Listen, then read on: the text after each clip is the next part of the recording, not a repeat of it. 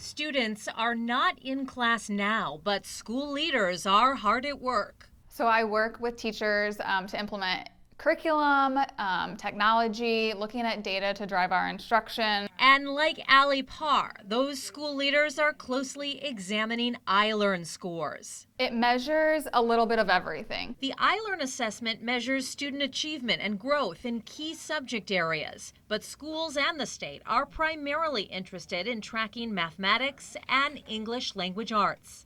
How do you feel about how all of this went? Our third and fourth grade look great. Their growth it looks good. We told you on Monday the brand new ILEARN data shows statewide only 40.6% of 3rd through 8th graders in the state are proficient in English language arts. That's the yellow. And only 42.1% of students were proficient in math. The data showed ELA proficiency in the state over the years has been stagnant, while math proficiency seems to be ticking upward. And our 6th grade saw growth in that math section, which is fantastic because it's a GPS indicator. So we saw a lot of growth, and we saw a lot of areas that we know we need to hone in on for next year as well. School City of Mishawaka saw ELA and math proficiency improve at 5 of its 7 elementary schools. Let's look at the 2025 corporation-wide data for some of our districts. Now, these numbers take into account all students in grades 3 through 8 and in all district schools. So in Mishawaka, corporation-wide, 28% of students are proficient in ELA, nearly 30% are proficient in math. In South Bend, 22% of students are proficient in ELA, while nearly 19% are proficient in math. Now, that's an increase in both subjects from last year.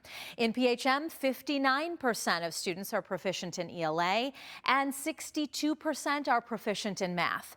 Now, I want to look in Elkhart. 24% of students in Elkhart in 3rd through 8th grade are proficient in ELA, while 25% are proficient in math. In Goshen, 32% in ELA, 40% in math. And in Concord, 35% are proficient in ELA and 36% are proficient in math. Zooming in by school, most districts saw ups and downs. In South Bend, ELA proficiency at Madison STEAM Academy and Marquette Montessori went up in 2025, more than 8% compared to 2024. At Jackson Middle School, math proficiency is down in 2025, where only 3.8% of students tested at or above proficiency. PHM is in the top 4% of public school corporations when it comes to its ILEARN scores. Still, all but 2 of its elementary schools saw ELA proficiency decrease in 2025. In Elkhart, several of its elementary schools saw increases in ELA proficiency this year, including at Woodland Elementary, which saw an 11-point increase. And in Mishawaka this year, Battelle Elementary saw ELA proficiency increase by nearly 12 points and math proficiency by 6 points. Corporation and school-wide data doesn't tell a complete story.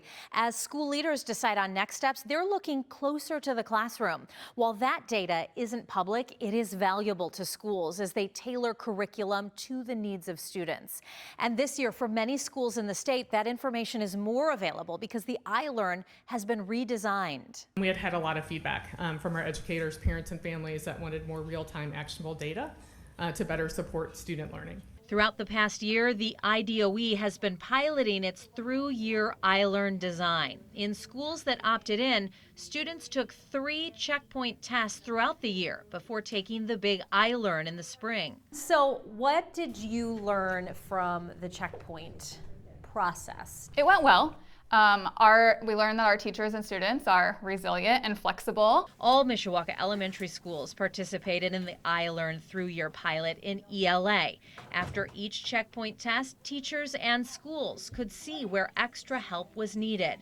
Then students were more prepared for the ILEARN test in April. That's one thing we heard from our teachers is they wanted more data, they wanted more robust data so that they could dig deeper. Parr says Mishawaka Schools is already digging deeper, using the data they have now to help students on day 1 of the new school year.